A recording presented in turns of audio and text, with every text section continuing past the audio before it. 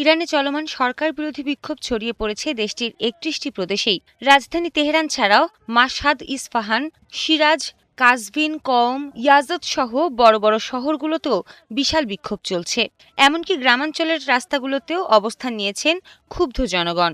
শতাধিক শহরে প্রায় ৩৫০ জায়গায় আলাদা আলাদাভাবে বিক্ষোভ সমাবেশ হচ্ছে।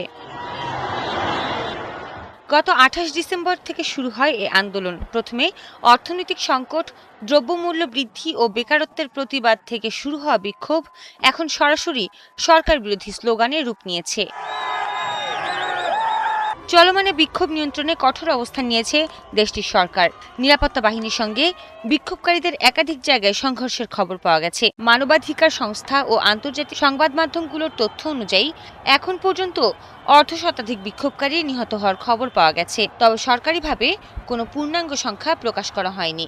সহিংসতা বাড়ার আশঙ্কায় বহু এলাকায় অতিরিক্ত নিরাপত্তা বাহিনী মোতায়েন করা হয়েছে।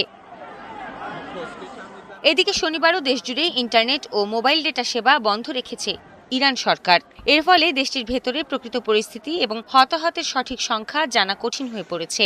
তবে শুক্রবার যুক্তরাষ্ট্রের টাইমস ম্যাগাজিন এক প্রতিবেদনে জানিয়েছে, শুধুমাত্র তেহরানের ৬টি হাসপাতালেই ২ শতাধিক বিক্ষোভকারীর মৃত্যুর তথ্য রেকর্ড করা হয়েছে, যাদের বেশিরভাগ গুলিতে প্রাণ হারিয়েছেন। নাম গোপন রাখার শর্তে তেহরানের এক চিকিৎসক টাইমসকে এ তথ্য জানিয়েছেন। ওই চিকিৎসক টাইমস ম্যাগাজিনকে বলেছেন, উত্তর তেহরানের একটি পুলিশ স্টেশনের বাইরে বিক্ষোভকারীদের মেশিনগান থেকে ব্রাশ ফায়ার করা হয়েছে। এ ঘটনায় নিহতদের বেশিরভাগই তরুণ বলেও জানিয়েছেন এ চিকিৎসক। আন্তর্জাতিক সম্প্রদায় পরিস্থিতি গভীরভাবে পর্যবেক্ষণ করছে।